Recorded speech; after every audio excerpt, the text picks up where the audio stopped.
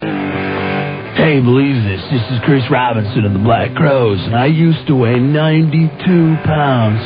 I was a cow, man. Then I got on the Slim Crash diet. Now I'm a deathly grim 48 pounds. It's great.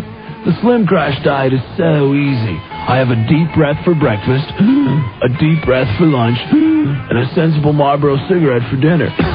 The Slim Crash diet is fast, and look, no more shoving my fingers down my throat like they'd fit.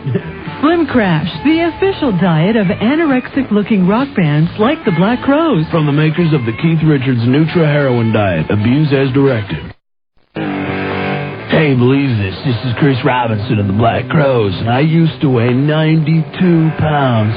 I was a cow, man. Then I got on the Slim Crash diet. Now I'm a deathly grim 48 pounds. It's great. The Slim Crash diet is so easy. I have a deep breath for breakfast, a deep breath for lunch, and a sensible Marlboro cigarette for dinner.